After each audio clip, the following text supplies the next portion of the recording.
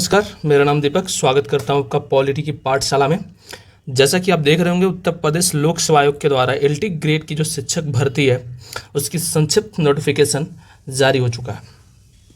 तो आज हम बात करेंगे कि कितने पद हैं, कौन कौन लोग फॉर्म भर सकते हैं, कितनी उम्र है और क्या क्या सब्जेक्ट कम्बिनेशन। जो सबसे महत्वपूर्ण बात होता है कि आपका सब्जेक्ट कम्बिनेशन क्या होगा। यहाँ पर ये एलिजिबिलिटी है, सब्जेक्ट कम्बिनेशन है, आपका ऑनलाइन ओटीआर कैसे करना, ये सारी चीज़ें हम बारी बारी से देखेंगे। तो सबसे पहले हम यहाँ पर चर्चा शुरू करते हैं कि क्या क्या इसमें प्रावधान किया गया है। तो पहला कि एलटी जो ग्रेड की शिक्षक की भर्ती है लगभग 7 सालों बाद आई है। 7 सालों बाद ये एलटी ग्रेड के शिक्षक की भर्ती आई है, जिसमें कुल पद कितने हैं?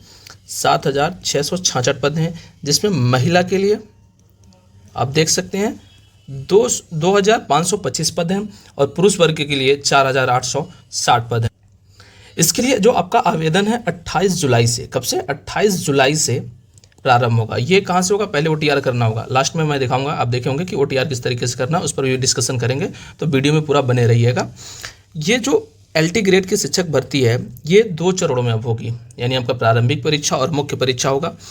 तो सबसे पहले यही देख लीजिए कि 28 तारीख से ये प्रारंभ होगा, 28 जुलाई से। कुल 7,666 पद हैं। महिला के लिए 2,525 पद हैं और पुरुष के लिए 4,860 पद हैं।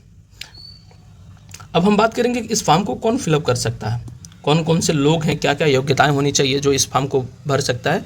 एलटी ग्रेड वैकेंसी 2025 के लिए आपका पास ग्रेजुएशन होना चाहिए, स्नातक, और साथ में बीएड, यानी बीएड ये जो आपका है अनिवार्य है, ये होना ही चाहिए, ठीक है।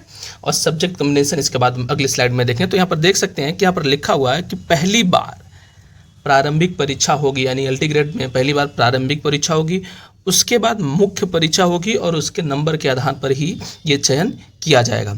एलटी ग्रेड शिक्षक भर्ती प्रारंभिक परीक्षा होगी और इसके बाद से मुख्य परीक्षा होगी और इसके आधार पर ये भर्ती होगी। यहाँ पर ये ध्यान रखना, ये एमसीक्यू बेस्ड होगा। कौन सा? एमसीक्यू बेस्ड होगा यहाँ पर, जिसमें वस्तुनिष्ठ प्रकार के बहुविकल्पी प्रश्न पूछे जाएंगे और एकल परीक्षा में अभ्यर्थियों के प्राप्तांक अंक चयनित मेरिट बनाई जाएगी, यानी आप बहुविकल्पी प्रश्नों के आधार पर ही आपके चयन का आधार होगा। पहला स्क्रीनिंग परीक्षा होगा जिसमें छाड़ा जाएगा, उसका नंबर शायद नहीं जुड़ेगा, लेकिन जो मुख्य परीक्षा होगी उसी के आधार पर आपको ये पद आपको दी जाएगी, यानी प्री प्रारंभिक परीक्षा और मुख्य परीक्षा, ये याद रखिएगा। यानी प्रारंभिक परीक्षा भी होगी, मुख्य परीक्षा भी होगी। और ये 28 अगस्त से यहाँ पर आवेदन दे दिया है। पद आपको मैं आपको बता दूं कि 7,466 पद पुरुष वर्ग टोटल है, 4,860 पुरुष वर्ग के लिए और 2,525 महिला वर्ग के लिए। और उत्तर प्रदेश लोक सेवा आयोग के वेबसाइट पे जाकर के यहाँ देख सकते हैं कि ओटीआर पूरी कर लें। बिना ओटीआर के आपकी परीक्षा में सम्मिलित नहीं होंगे, फॉर्म ही नहीं भरा जाएगा। और इससे आरक्षण से संबंधित जो नियमावली थी उसमें भी संशोधन किया जा चुका है, ठीक है।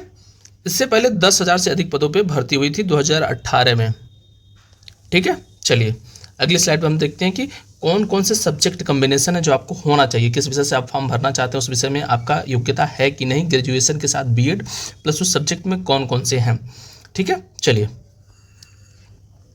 यहाँ पर हम देखेंगे, यहाँ पर आप देख रहे होंगे कि आपका यूजी प्लस बीएड तो चाहिए ही चाहिए, लेकिन अगर आप हिंदी के टीचर बनना चाहते हैं तो आपका ग्रेजुएशन में हिंदी हो और इंटर में संस्कृत हो, यानी बीए में हिंदी हो और 12th में एक संस्कृत सब्जेक्ट होनी चाहिए। यहाँ पर देख लीजिए, या ये भी हो सकता है कि ग्रेजुएशन में संस्कृत सब्जेक्ट हो, 2 साल आपने पढ़ा हो, ठीक है।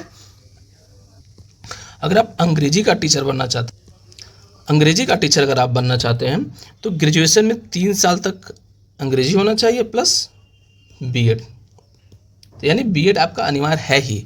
गणित में टीचर बनना चाहते हैं तो ग्रेजुएशन में 3 साल तक आपका एक सब्जेक्ट के रूप में गणित होना ही चाहिए प्लस बीएड होना चाहिए।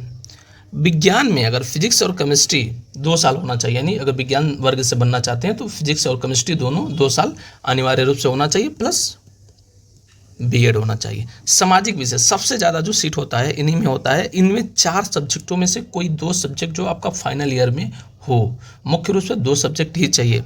या इतिहास के साथ भूगोल हो, या भूगोल के साथ इतिहास हो, राजनीति शास्त्र हो, अर्थशास्त्र हो, इन चारों विषयों में से कोई 2 विषय अगर आपके बीए थर्ड ईयर में है, आप तो आप इस सामाजिक वर्ग में आप फॉर्म को फिल कर पाएंगे।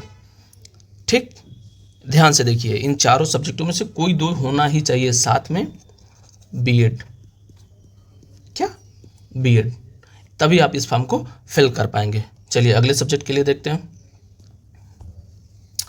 अगले सब्जेक्ट में यह है कि आप जीव विज्ञान से अगर फॉर्म फिल कर रहे हैं तो ग्रेजुएशन में जंतु विज्ञान और वनस्पति विज्ञान होना ही चाहिए, प्लस बीएड होना चाहिए, ये ध्यान रखिएगा। ठीक है, संस्कृत से भरना चाहिए तो ग्रेजुएशन आपका 3 साल संस्कृत हो और प्लस बीएड हो। उर्दू से भरना चाहिए तो ग्रेजुएशन में आपका उर्दू हो प्लस बीएड हो। कंप्यूटर से भरना चाहते हैं तो यहाँ पर देख लीजिए कि कंप्यूटर विज्ञान में स्नातक या कंप्यूटर एप्लीकेशन में स्नातक, बीटेक या बीई होना ही चाहिए। और कॉमर्स में बीकॉम प्लस बीएड होना चाहिए। और कला वर्ग में ग्रेजुएशन कला में स्नातक या ललित कला आपके पास है तो इस फॉर्म को आप भर सकते हैं। चलिए अगली स्लाइड में हम बात करते हैं कि क्या है प्रावधान, कि ओटीआर, सबसे बड़ी बात कि ओटीआर आप कैसे करते हैं। ओटीआर के लिए आपको Uttar Pradesh public service commission पे जाना होगा।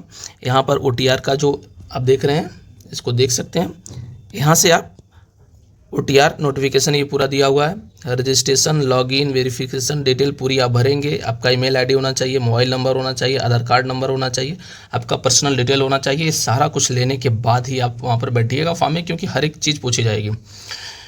यूपीपीएससी के आयोग के वेबसाइट पे ये सारी चीज़ें आपको मिल जाएंगी। वहाँ पर जाकर पहले आप ओटीआर करेंगे, उसके बाद ही फॉर्म फिल हो पाएगा। ओटीआर सजगता और सतर्कता के साथ करिएगा। चलिए अगले स्लाइड में हम लोग देख लेते हैं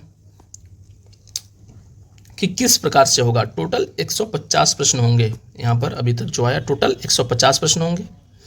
आपका 30 प्रश्न जो होगा वो जीएस का होगा और 120 प्रश्न आपका जो होगा सब्जेक्ट से होगा। ठीक है, और 150 प्रश्न कुल टोटल होंगे और इसी के आधार पर आपका मेरिट बनेगा। ये इसका संशोधन 30 जनवरी, यहाँ पर देख सकते हैं 30 जनवरी 2025 को हुआ है। ठीक है, तो ये सारी चीज़ें आपके पास जानकारी होनी चाहिए। तो ये आप देख ही सकते हैं एलटी ग्रेड की जो सारी बाधाएं हैं वो दूर हो चुकी हैं और जल्दी ये भर्ती आने वाला है। तो आप सभी से निवेदन है कि आप पहले ओटीआर जरूर कर लीजिएगा। ओटीआर बहुत ही महत्वपूर्ण है, बिना ओटीआर के आपको फॉर्म नहीं भरने दिया जाएगा और फॉर्म आप भर ही नहीं पाएंगे।